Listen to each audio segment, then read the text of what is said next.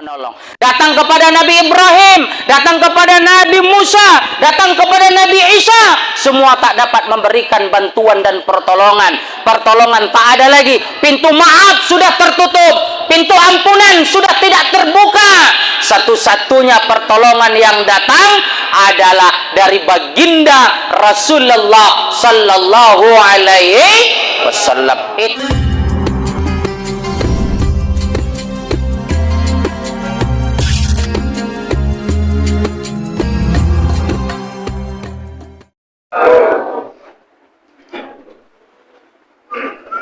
Terbang tinggi si burung balam.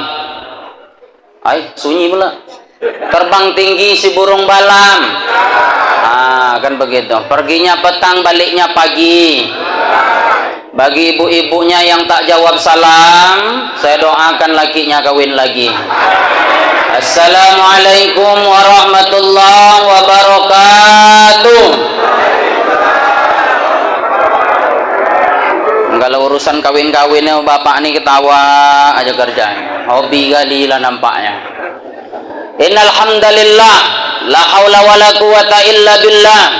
Asyhadu an la ilaha illallah wahdah la syarikalah wa asyhadu anna Muhammadan abduhu wa rasuluh la nabiyya ba'dah. Allahumma salli ala sayyidina Muhammad wa ala alihi wa ashabihi rasulillahi ajma'in wa man tabi'ahum bi ihsan ila yaumiddin wa ila yaumil qiyamah. Yang terhormat Ketua Permasa Provinsi Riau, alhamdulillah, dan seluruh jajaran mungkin, dan yang terhormat Ketua Permasa Kabupaten Siak dan seluruh struktur yang ada, dan kemudian yang terhormat Bapak Camat Kecamatan Tualang, dalam hal ini diwakili oleh Bapak Kasipem, Bapak Rudi. Kemudian juga yang terhormat Bapak Kapolsek Tualang yang diwakili oleh Bapak Babin Kamtipmas. Alhamdulillah, ini kali pertama saya diundang di acara Permasa, Persatuan Masyarakat Aceh Kabupaten Siak. Alhamdulillah, tadi Pak Ketua Permasa Kabupaten Siak sudah mengeluarkan segala macam apa yang dalam hati dan batin beliau, yang kalau di grup sunyi sepi, kalau acara entah kemana saja, tapi acara sukses. Ini orang-orang petarung kayak gini ini luar biasa. Semoga Allah panjangkan umurnya, amin. Orang-orang baik kayak gini, Bapak Ibu, ini tak boleh dikubur sebelum mati ya. Ini luar biasa baiknya. Bapak-bapak, tadi juga Pak Rudi, Pak Ketua Permasa Provinsi, heran ada Ustadz gelarnya sarjana hukum. Saya memang basicnya sarjana hukum, selain sebagai sehari-hari seorang mubaligh, saya juga seorang advokat ataupun pengacara ataupun lawyer. Jadi kalau ada orang datang minta tolong, tinggal dua aja pilih, mau anggap saya sebagai ustadz atau sebagai pengacara. Kalau sebagai ustadz agak-agak gratis lah sedikit kan gitu. Kalau sebagai pengacara tentu pula beda pula ceritanya kan gitu. Bapak Ibu yang rahmati Allah Subhanahu wa taala. Kemudian wabil khusus seluruh jamaah yang hadir, Bapak RT, Bapak RW, semoga kita semua selalu berada dalam lindungan Allah Subhanahu wa taala. Amin. Mari bersama-sama kita bersyukur kepada Allah, siang hari ini Allah kasih kita anugerah kesehatan yang luar biasa. Kita dapat berkumpul bersama-sama dalam rangka memperingati Maulid Nabi Muhammad sallallahu alaihi wasallam. Tadi Ustadz Irwanto ngomong ke saya, orang Aceh itu memang Maulid Nabinya agak lama, kadang sampai 4 bulan kata beliau. Makanya kalau kayak gini ini tak terlambat berarti kan? Itu dia. Selawat dan salam kepada Nabiullah Muhammad sallallahu alaihi wasallam. Semoga kita mendapatkan syafaat dari beliau. Amin ya rabbal alamin.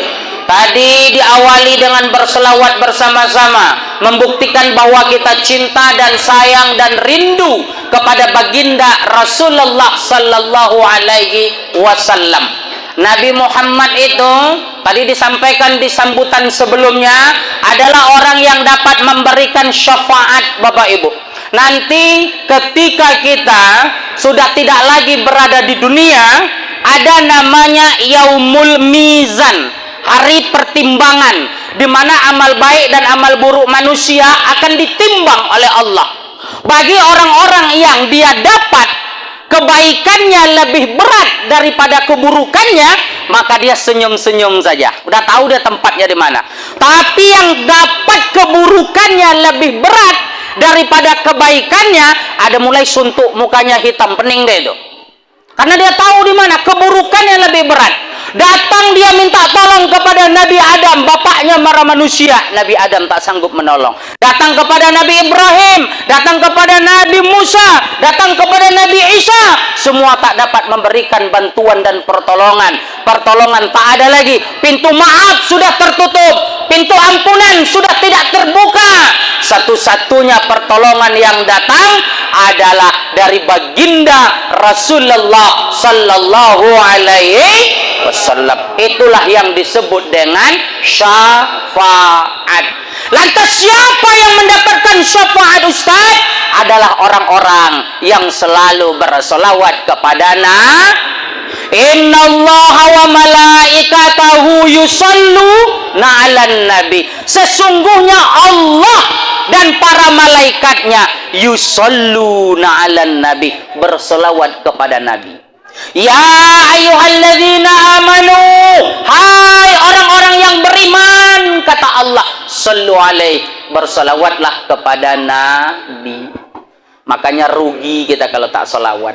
Ibu-ibu kalau lagi masak pakai selawat, Bu, dapat pahala sambil menggoreng ikan. Sallallahu ala Muhammad. Enak. Jangan nak merepet aja kerjanya. Entar laki entah kemana, balik-balik tak ada, ku jijik kali aku nengok laki ku satu, entah kawin sama siapa juga. Sibuk merepet itu. Itu dia, coba dengan selawat, itu luar biasa. Makanya mari bersama-sama kita berselawat kepada Nabi. Salatullah salamullah ala toha rasulillah. Salatullah salamullah yasin habibillah ala yasin habibillah. Habibillah artinya kekasih Allah. Jadi besok ibu bapak kalau nak nambah anak, kasih namanya yang cantik-cantik. Nama tu doa. Habibi artinya kekasih, Habibillah artinya kekasih Allah. Ustadz, nama saya nama istri digabung, boleh kalau cantik. Saya ada itu punya trapel umroh tuh, bosnya Ustaz Irwan tuh sahabat Ustadz Mester Hamzah.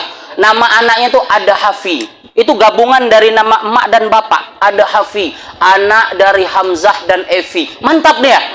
Tapi kalau tak cocok jangan dicoba-coba. Saya pernah juga cocok-cocokan gitu. Saya kasih tahu istri saya, cemana kalau nama anak kita nama saya digabungkan, saya bilang. Nama saya kan Parno. Tak usah lah ngejek kayak gitu. Itulah kadang kan. Saya pun heran kok nama saya Parno lah coba. Saya tanya sama mak saya, kenapa namaku Parno, mak? Tak usah kau banyak cakap, kau pakai je lah katanya. Kau tanya bapak kau, kata dia. Saya tanya bapak saya, kok Parno pak? Kau tak usah banyak cakap, pakai je lah kata dia. Itu ada makna filosofi yang sangat mendasar katanya. Parno, par, engkau lahir di bulan Sapar nak. Oh, itu artinya pak. No, dalam bahasa Inggris artinya tidak. Jadi engkau tidak lahir di bulan Sapar. Aduh, kena pering wah. Jadi itu biarlah menjadi urusan keluarga kami. Bapak ibu tak usah sok-sok ikut campur untuk menyelesaikan permasalahan nama saya yang sudah 30 tahun lebih ini tidak selesai-selesai. Tak usah ikut campur, itu menjadi keluarga kami, urusan keluarga kami. Ya. Saya nama saya Parno, istri saya Deci. Saya bilang istri saya, cemana kalau kita singkat Parno Deci, nama anak kita Panci, saya bilang. Parno Deci. Tak ditegurnya saya, hampir 1 bulan diam aja sama dia. Udahlah kau kasihlah nama, saya bilang. Kalau tak cocok, tak bagus. Jadi nama itu doa. Nabi kita namanya Muhammad, artinya orang yang terpuji. Maka terpujilah akhlak beliau, Bapak Ibu. Ya, boleh Ustaz tadi, boleh kalau disambung. Nama bapaknya Baskoro, emaknya Kokom, nama anak Baskom. Jangan, tak cocok. Ya, bapaknya Leman, emak Toyibah, anak Letoy. Leman dan Toyibah, itu Letoy bawa itu. Ada angin anak tumbang, anjing menggonggong anak tumbang, mula nama anak letoy coba. Jadi Bapak Ibu yang rahmati Allah Subhanahu wa taala, Nabi Muhammad dari nama saja itu sudah luar biasa. Artinya yang terpuji. Muhammad, Mahmud, Ahmad itu artinya orang yang terpuji. Masya Allah, luar biasa. Jadi kalau Parno jangan ditanya artinya lagi ya. Saya rasa Bapak Ibu memang curiga pasti saya orang Jawa, namanya Parno. Saya asli nih Pak, orang Sakai. Pasti lebih terkejut lagi karena tak ada orang Sakai jadi ustad, kan begitu. Inilah saya, inilah yang pertama kali orang Sakai jadi ustad ya. Saya Sakai, bapak saya Sakai, emak saya Melayu. Hasil perkawinan asimilasi dari nenek saya. Kakek bapak saya itu orang Cina asli, namanya Jempuat, nama abangnya Cenpuat. Nama bernikahlah dengan nenek emak saya yang orang Sakai, perkawinan silang. Makanya kadang-kadang kita nengok orang Sakai itu ada putih, kadang mirip orang Jepang, Cina. Itu biasanya asimilasi perkawinan silang. Ada orang Sakai hitam, itu tak kawin sama siapa, sesama orang Sakai lah macam gitu. Ya. Bapak Ibu, yang rahmati Allah Subhanahu wa taala, laqad kana lakum fi Rasulillahi uswatun hasanah. Telah ada pada diri Rasulullah itu untuk kalian jadikan uswatun hasanah, contoh suri tauladan yang baik. Itu Nabi itu sempurna, segala macam contoh ada pada Nabi. Hari ini kita merayakan kelahiran baginda Rasulullah sebagai rasa wujud syukur dan cinta kita kepada Nabi. Orang kalau anaknya ulang tahun Pak, senang. Ulang tahun 1 tahun dirayakan, 2 tahun dirayakan, 15 tahun, 17 tahun dirayakan. Banyak itu. Nanti anaknya ulang tahun 5 tahun, dicarinya lilin angka 5, dibakar, diembus 5 tahun.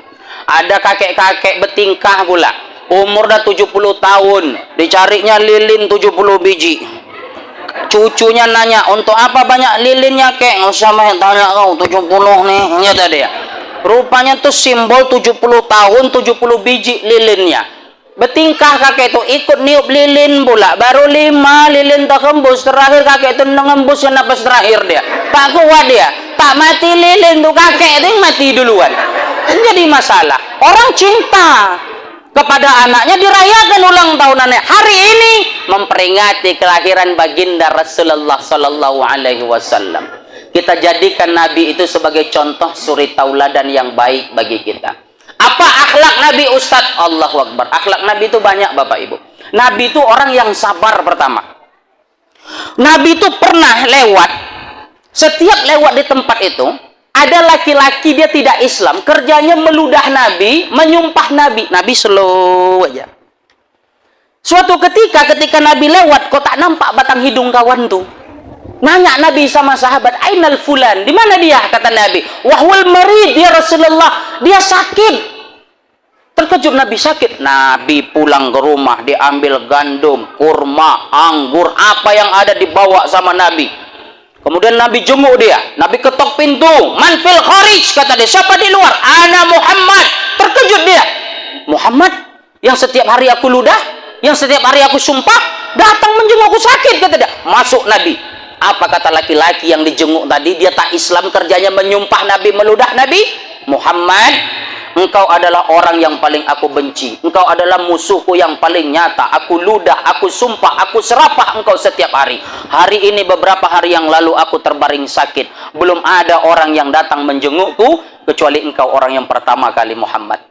Maka hari ini persaksikanlah, aku bersaksi tiada Tuhan yang berhak untuk disembah selain Allah, dan engkau adalah benar-benar utusan Allah. Masuk Islam dia Bapak Ibu. Itu Nabi, akhlak Nabi. Sabar disumpah, sakit datang dia. Itu Nabi. Dibawa lagi sama Nabi buah-buahan, kurma segala macam. Artinya apa Ustadz? Ini masyarakat Aceh ini, kalau ada saudara kita yang sakit, datang. Pak Ketua tadi bilang jangan kita itu silaturahmi terputus. Kalau silaturahmi tak mau terputus, kalau ada pakai lu 100, kan gitu.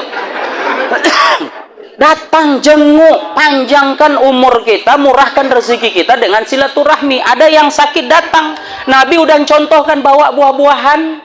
Ini datang kadang nengok tetangga sakit rumah sakit Arifin Ahmad Pekanbaru. Udah kawan tuh sakit terhimpus pasang selang, dia nanya pula, "Sehat, Kak?" katanya. Kan gila tuh. Jelas kawan tuh udah berhimpus-himpus, "Pak, sehat, Pak." kata. "Ya Allah," kata dia. Itu nanya pula itu, "Apa yang dirasa selama ini?" kata dia. "Mana ada ku rasa," kata Wak itu. "Kok nggak ada bawa apa-apa? Kalau kau bawa jeruk asam rasanya," kata dia. Kan gitu. Itu sunnah Nabi. Datang Nabi menjenguk orang sakit, dibawa sama Nabi buah-buahan. Itulah ajaran Nabi, itulah gaya hidup Nabi, Bapak Ibu. Apalagi akhlak Nabi, Ustaz. Nabi itu kalau berjumpa dengan sahabat, "Absus salam bainakum," tebarkan salam di antara kalian. Kemudian Nabi berjabat tangan. Kalau Nabi berjabat tangan, Nabi tak pernah mau melepaskan tangannya terlebih dahulu sampai lawan bicaranya yang melepaskan tangannya. Makanya kita kadang kalau ada nengok orang bersalaman, "Cemana? Sehat?" Kadang dipukulnya pundak kita, kadang dipukul-pukulnya punggung tangan kita, nanya, "Cemana? Sehat? Apa kabar? Yang kemarin masalah udah selesai." Itu luar biasa. Itu sunnah, Pak. Jadi Bapak kalau salaman besok, ya, sama jumpa sama kawan, salam lama sedikit, tanya, "Semana? Sehat? Apa kabar?" "Oh iya, lepaslah." "Oh enggak bisa, ambil sunnah Nabi." "Abanglah duluan." "Oh enggak bisa, aku juga ambil sunnah Nabi." "Lah abanglah enggak bisa, kaulah dulu ya. 6 jam waktu begini jam salaman, ambil sunnah Nabi," kata dia. Nabi itu luar biasa.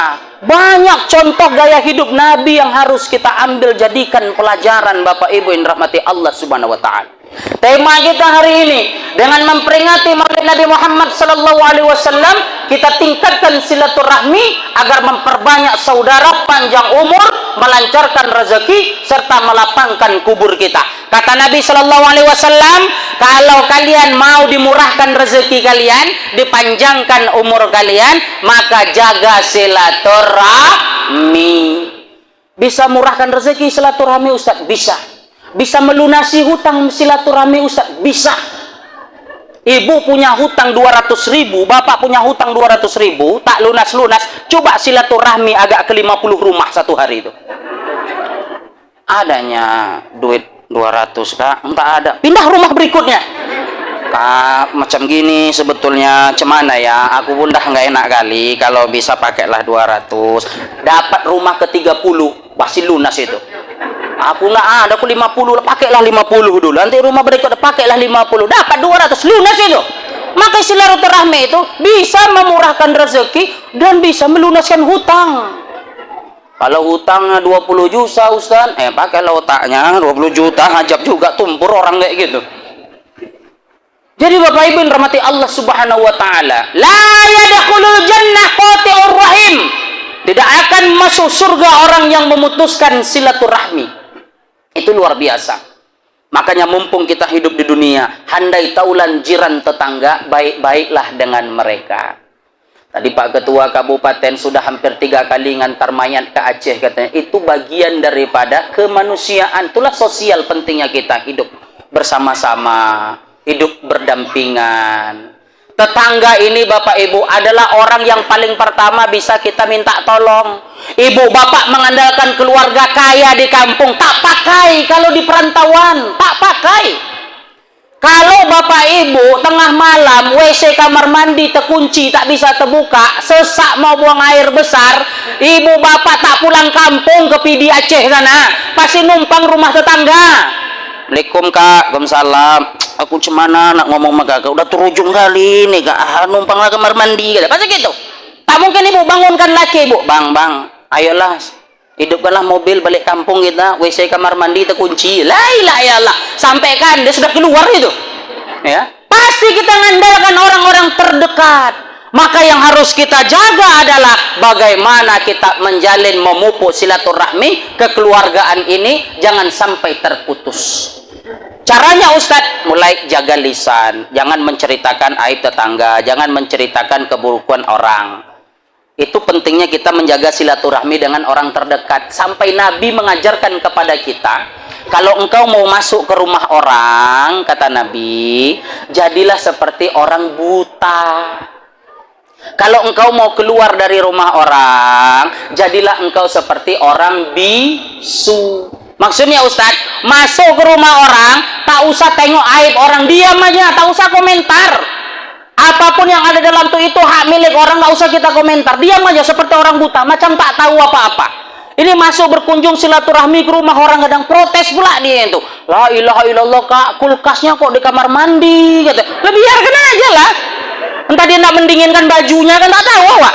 Ini mesin cuci kok bisa di ruang tamu, kak. Biarkan aja lah. Itu urusan dia. Kemudian jadi orang bisu ketika keluar, tak menceritakan aib-aib orang, Bapak Ibu yang dirahmati Allah Subhanahu wa taala. Gaya hidup itu diatur sama Nabi. Kalau mau masuk ke rumah orang, kata Nabi, ketuk pintu 3 kali. Assalamualaikum, assalamualaikum, assalamualaikum. Itu gaya hidup Nabi. Tak ada 3 kali pulang. Kita kan tidak. Assalamualaikum, assalamualaikum, assalamualaikum. Sunyi. Bukan balik kawan tuh. Pindah dia ke belakang. Assalamualaikum. Oh kak, bang. Assalamualaikum. Kadang manjat lagi ke loteng, ke asbes segala macam, ventilasi rumah orang. Dicarinya itu. Itu dia. Inilah kita. Ajaran Nabi tidak demikian, Bapak Ibu. Kalau ngetuk pintu rumah orang tidak di depan pintu, kata Nabi. Nabi itu di samping. Kenapa Ustadz? Itu adab. Kalau pintuan rumahnya buka pintu, kita tak langsung berjumpa apa yang terjadi dalam rumah itu, aibnya kita tak tahu, maka di samping. Begitu dia tengok samping, oh ada apa bang? Begitu. Dia udah ketok 3 kali, berdiri samping, lari kawan tuh. Orang pun heran jam 12, antu deh mana nih, kata dia. Itu akhlak adab gaya hidup Nabi. Ya, bukan depan pintu. Begitu dibuka, entah habis main smackdown kawan tuh, kan tak tahu kita. Akhlak Bapak Ibu. Itu yang kadang tidak kita dapat. Maka Nabi itu paripurna akhlaknya, luar biasa. Luar biasa akhlak Nabi Sallallahu Alaihi Wasallam. Gaya hidup Nabi itu kalau kita tiru dalam kehidupan sehari-hari, maka pahala demi pahala lah yang akan kita dapat. Maka kebaikan demi kebaikanlah yang akan kita dapat kalau kita menghidupi cara hidup Nabi Sallallahu Alaihi Wasallam. Cara makan Nabi, ambil nasi, makan. Nabi itu makannya sikit. Kalau kita ndak, sikit-sikit makan, sikit-sikit makan. Itu dia. Beda kita sama Nabi itu sikit ya. Nabi sikit, kita sikit-sikit. Nabi itu sikit makan, kita sikit-sikit makan, sikit-sikit makan. Itulah kita. Nabi itu makan kunyah halus. Sampai 33 kali kata ulama berzikir, subhanallah, subhanallah. Sambil ngunyah. Halus makanan tuh, baru Nabi telan. Maka pencernaan Nabi itu bagus. Kalau kita kan tidak, ambil, masuk, telan, kadang lempar pula lagi, oper kini, oper kanan, telan, gol, besok asam lambung kawan tuh, usus buntu kawan itu. Maka gaya hidup Nabi, Bapak Ibu yang rahmati Allah Subhanahu wa taala, luar biasa. Dalam kehidupan sehari-hari kita jiran bertetangga, kita hidup berkehidupan, maka pentinglah silaturahmi ini terjaga, jangan sampai terputus antara kita. Banyak orang terkadang masalah mulut tidak bisa menjaga, orang tersinggung. Ikan tuh, ikan di sungai itu, kalau pandai dia menjaga mulutnya, tak akan sampai dia di kuali itu, digoreng orang. Akibat tak pandai menjaga mulut, apa yang ada makan tak tahu, umpan orang pun dimakan. Besoknya selesai dalam kuali itu.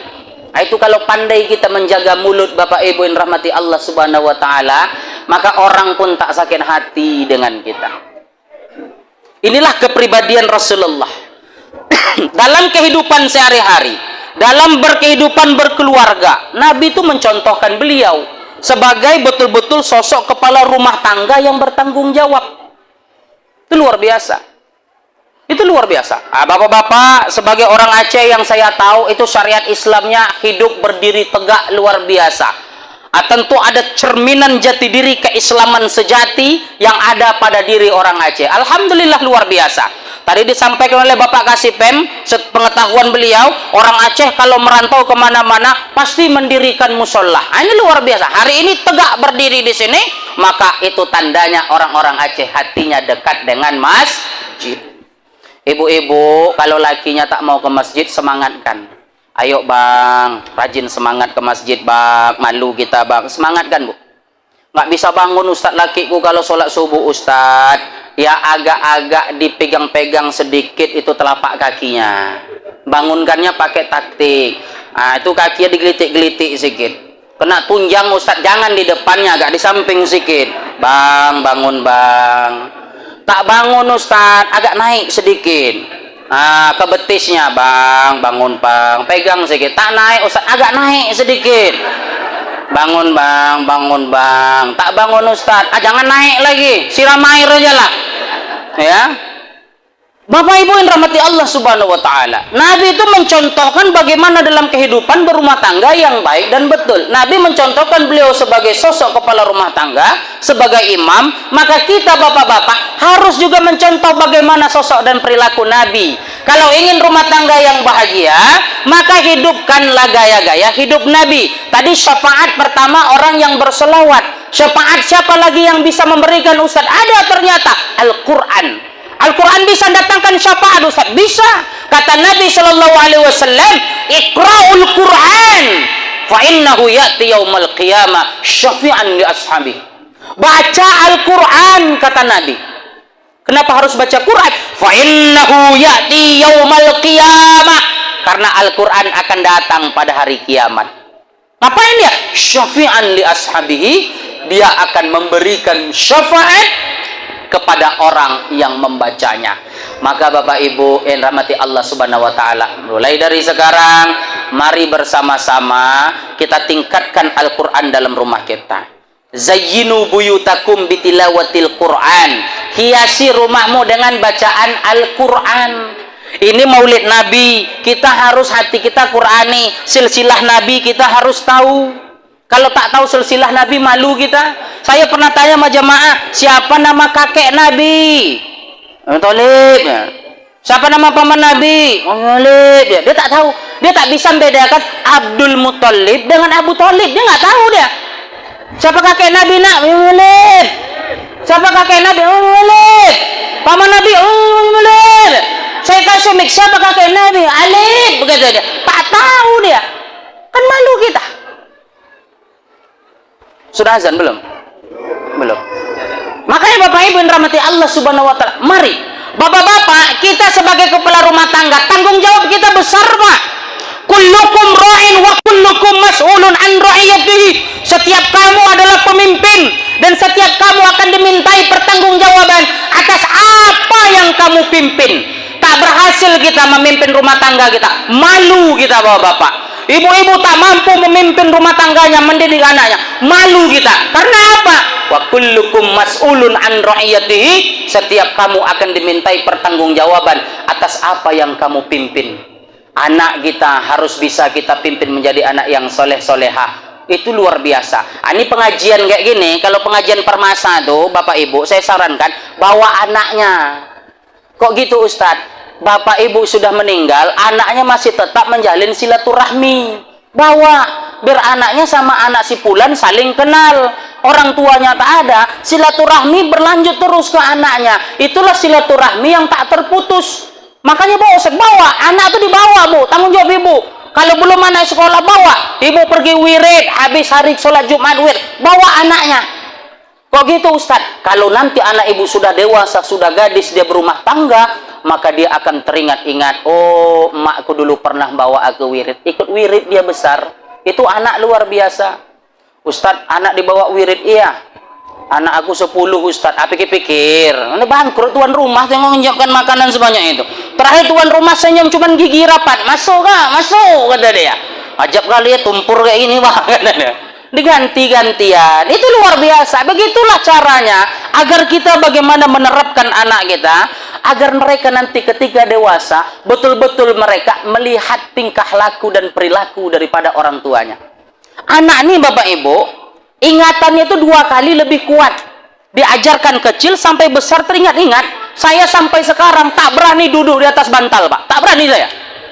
Kenapa? Emak saya bilang, jangan duduk di atas bantal, nanti kena bisul kau nanti. Sampai sekarang sudah sarjana hukum saya, padahal kan tak ada itu korelasinya duduk di atas bantal sama kena bisul. Tak ada. Tapi tak berani. Kenapa? Ingat kata orang tua dulu. Banyak tuh orang tua, jangan duduk depan pintu kau anak gadis, makan jangan depan pintu, nanti kau sulit laku, kata. Ada tuh. Makan jangan berserak-serak, nanti kau dapat laki yang berewok, kata dia. Saya kadang nengok ngaco nih, ya Allah banyak kali berewok, gue bilang, apa biniku dulu makan berserak-serak, bilang. Anak itu ingat 2 kali, mereka lebih ingat ingatannya Bapak Ibu yang rahmati Allah Subhanahu wa taala. Makanya dari sekarang mulai kita memperbaiki diri kita. Tak usah hitung orang lain. Hasibu qabla an tuhasibu. Hisab dirimu. Hitung dirimu, kata Nabi, sebelum kau menghitung orang lain, sebelum kau mencari-cari kesalahan orang lain. Itu ajaran Nabi, lengkap. Makanya kalau Nabi itu dimasukkan ke dalam keluarga kita, ajarannya bahagia, sakinah, mawaddah, warohmah lah. Ibu bapak bertengkar sama istri, ikut gaya Nabi. Kata Nabi, kata ulama, kalau bertengkar jangan depan anak, nanti anak melihat malu. Biarkan dulu sunyi baru. Begitu Ustadz, iya. Itu luar biasa Bapak Ibu. Kita dalam hidup ini pasti memiliki masalah. Siapa keluarga yang tak punya masalah dalam hidup ini? Pasti masalah. Tapi sebaik-baik orang, sepintar-pintar orang adalah yang menyelesaikan permasalahannya, gaya hidupnya seperti Nabi Sallallahu Alaihi Wasallam. Siapa yang tak punya masalah? Punya semua. Yang tak punya masalah itu dalam rumah tangga itu cuma dua. Satu, istrinya bisu, lakinya tuli peka. Itu tak ada masalah rumah tangganya itu. Bininya ngamuk bisu, lakinya tuli tak ada ngat, kata lakinya. Bini kata lakinya. Padahal bini yang ngomen, bang, aku lapar, duit makan mana bang, aku nak mati. Lakinya peka, kata itu tak ada masalah Bapak Ibu. Semuanya punya masalah, tapi sebaik-baik kalian adalah kembali kepada bagaimana cara Rasulullah berkata yang baik, jangan menyakiti. Itu gaya Nabi. Saya ceramah, ada ibu-ibu bilang pas mau pulang masuk ke mobil, Ustadz, ibu-ibu tuh bawa plastik Pak, besar plastiknya. Ini untuk orang rumah, untuk anak. Saya buka, rupanya buah-buahan kayak gini lah isinya nih. Saya kalau ceramah tuh pulang biasa dibawain buah-buahan atau kue-kue sama jemaahnya Bapak Ibu. Kalau di permasani saya tak tahu. Entah dibawakan tanda, saya tak tahu memang. Cuman kita tengok nantilah pas saya pulang nanti Pak Ketua. Ada atau tidak kan gitu. Nah, saya tak nyindir. Saya ngingatkan, kan gitu. Mana tahu terlupa, nggak salah ngingatkan. Jadi kalau ceramah tempat lain tuh dibungkuskan saya. Kalau ini saya nggak tahu memang. Ini kita tengok pulang nanti aja lah ya. Datang ibu tuh, terus dia ngomong saya, pasti Ustadz di rumah bahagia, istrinya ceria, tak pernah marah. Dalam hati awak, ya Allah, tak tahu dia macam mana setan ini menggoda istri-istri Ustadz. Awak bilang, dia tak dikiranya rumah tangga Ustadz itu tak ada kelahi. Saya bilang, iya alhamdulillah. Saya kalau di rumah tak pernah kelahi. Saya tak pernah Bu ribut sama orang rumah, tak pernah. Saya hampir masuk ke 5 tahun menikah, tak pernah ribut Pak. Tak pernah ribut. Bohong tak pernah. Tetangga saya masih hidup di Kandis Simpang Belutu. Saya dulu ngontrak rumah, tidak ada asbes, tak ada loteng. Itu kalau orang batuk aja di sebelah dengar itu. Tanya sama tetangga saya masih hidup, pernah Ustadz Parno ribut di sini kalian dengar sama istrinya? Tak pernah, pasti jawaban mereka. Memang tak pernah. Apa resepnya Ustadz? Alhamdulillah cuma satu aja. Saya 7 tahun di pesantren, bini saya juga 7 tahun di pesantren. Dan selama di pesantren dulu kami diwajibkan pakai bahasa Arab. Makanya di rumah kami kalau berantem bertumbuk pakai bahasa Arab kami Bapak Ibu. Ainukan, mazuturin. Oh, pantu fakir anak hukumak kata dia kan. Tetangga bilang, Ustadz Parno ngaji, kata tetangga. Wah istrinya ikut ngaji, woi kata dia, tak tahu artinya. Kalau diartikan matamu lah, ya. Kutumbuk kau gitu. Makanya Bapak Ibu kalau ribut pakai bahasa Arab besok ya. Tak pandai Ustadz apa yang dapat? Syaitonir rajim, siratal ladzi wal maghdub wal dhalin. Bininya amin, ngaji kata orang ya. Jadi Bapak Ibu rahmati Allah Subhanahu wa taala, sebaik-baik orang adalah yang pandai membawa diri balik bagaimana cara hidup baginda Rasulullah sallallahu alaihi wasallam. Silaturahmi dijaga, mulut dijaga, itu luar biasa. Kadang-kadang udah azan belum? Udah selesai azannya? Kita lanjut agak 10 menit, boleh? Silaturahmi itu terkadang terputus. Akibat itu tadi, banyak orang-orang yang tak pandai menjaga lisannya Bapak Ibu. Gosip itu lahir, itu bukan dari orang jauh. Gosip itu lahir dari orang terdekat. Bapak-bapak, ibu-ibu wirid, itu pasti ceritain orang terdekat. Mana pernah kita nyeritain istrinya Barack Obama? Mana pernah? Yang di Amerika sana. Pasti orang-orang terdekat yang kita ceritain. Itu terkadang akibat apa? Lahir dari orang-orang terdekat. Makanya mari bersama-sama kita kuatkan kesatuan kita. Jangan terpecah belah, jangan kita menggosip.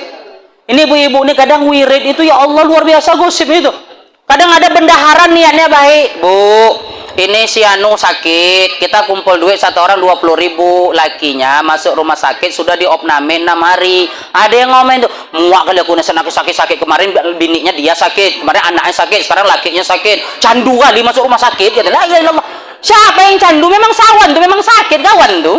Ini terkadang kita nih Bapak Ibu yang rahmati Allah Subhanahu wa ta'ala, gosip itu lahir dari orang-orang terdekat. Sehingga apa? Terpecah. Indonesia ini terpecah dulu paling mudah cara menghancurkan, adu domba. Makanya Tuanku Imam Bonjol itu, bagaimana beliau itu luar biasa ketika perang Padri harus melawan bangsanya sendiri, mudah sekali. Ya, makanya ketika kita berada dalam negara yang damai ini, jaga silaturahmi kita. Saudara-saudara kita di Palestina sekarang, nak sholat pun susah. Kita di negara ini, sholat kita itu dijamin oleh negara. Ada orang coba-coba mengganggu ibadah orang lain, itu bisa ditangkap, dipidana. Nah, Pak, ada Pak Babin, tak boleh. Tapi kawan-kawan saudara kita di sana sekarang susah mau beribadah. Tahun 1944, Mufti Palestina melalui radio di Belgia menggunakan bahasa Arab, mereka mengakui mendukung penuh kedaulatan kemerdekaan Negara Kesatuan Republik Indonesia. Hari ini kita berhutang budi kepada mereka. Tak mampu angkat senjata, angkat dan langitkan doa-doa kita kepada Allah Subhanahu wa taala agar saudara-saudara kita sana dikuatkan oleh Allah Subhanahu wa taala. Amin. Bapak Ibu yang rahmati Allah Subhanahu wa taala, mari kita berdoa kepada Allah agar kita mendapatkan keberkahan, agar kita selalu dalam lindungan Allah, agar kita diampunkan dosa-dosa kita. Mari kita beristighfar. Istighfar itu adalah bacaan penggugur dosa. Istighfar adalah bacaan peluntur dosa. Semoga dengan beristighfar kepada Allah, Allah gugurkan, Allah lunturkan kesalahan-kesalahan kita, dan Allah tutup aib-aib kita. Kalau seandainya aib kita dibuka oleh Allah, maka mungkin seorang ayah tak akan berani berbicara di depan anaknya karena terbuka aibnya. Seorang Parno Purwanto pun tak akan berani berbicara di depan bapak ibu karena aibnya nampak, keburukan-keburukannya nampak. Kalau dosa itu dapat dicium dan berbau, mungkin tak ada satu orang manusia pun yang mau duduk dekat dengan kita karena begitu busuknya dosa kita. Tapi karena dosa itu tak dapat dicium, orang melihat kita sempurna luar biasa.